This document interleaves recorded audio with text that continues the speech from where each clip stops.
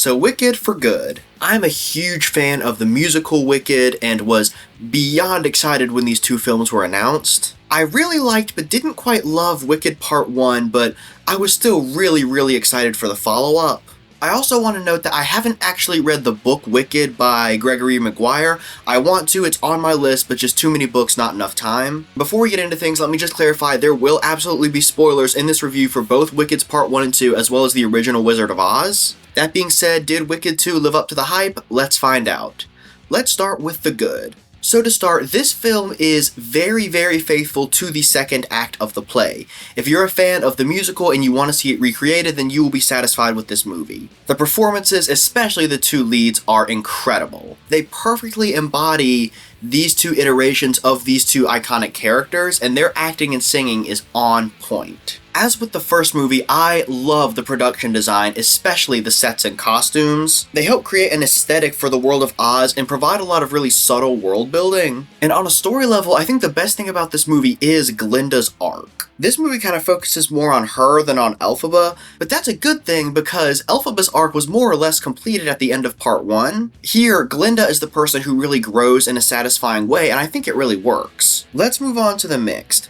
The biggest mix for me are probably the musical numbers. Now granted, that's not 100% this movie's fault because the songs in the second act of the play are just simply not as good as the songs in the first act. And while the actual singing itself is really excellent, a lot of the musical numbers are shot in a really flat and uninspired way. I especially want to single out The Girl in the Bubble, which is just shot with Ariana Grande walking around a room. By far the best musical number is For Good. Even though it's shot in a really simple way, it works because it's supposed to be just a personal moment between these two characters. And another thing I'll mention that's mixed is that the film, just like the musical, doesn't 100% fit into the pre-established Wizard of Oz lore. The fact that the Tin Man and the Scarecrow were both really close friends to the Wicked Witch before they met Dorothy and yet never once brought it up really does not make a lot of sense. But even going as far back as the novel, the Wicked story was never supposed to be 100% canon compliant with the original Wizard of Oz, so it's not that big of a deal. And lastly, let's move on to the negatives. The first thing I want to mention is that this movie absolutely butchers Nessarose's character. She turns into a fascist dictator overnight, all because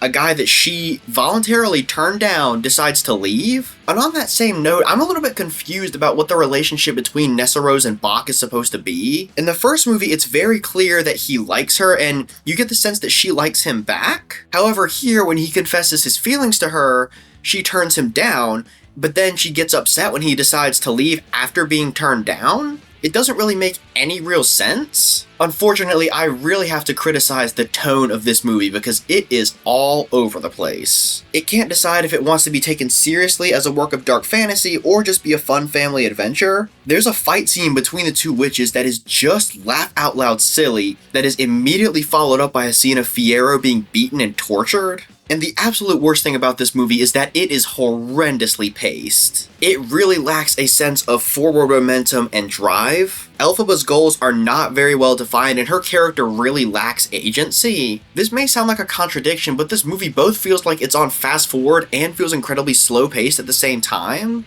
Plot points are introduced but not really given enough time to sink in. For example, the romance between Elphaba and Fiyero is just simply not given enough time to sink in. He confesses his feelings for her, they fly off, have some fun time, and then immediately he gets captured and taken away.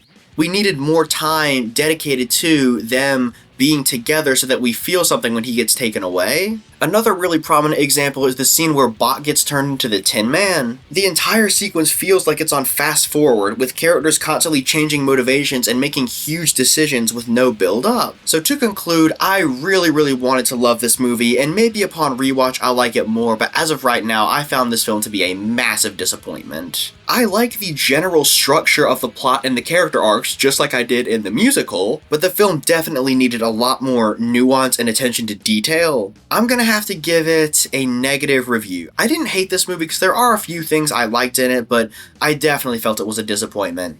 So that's it. That was my thoughts on Wicked for Good. What did you guys think about the second half of the Wicked story? Did you like it? Did you dislike it? Let me know in the comments below.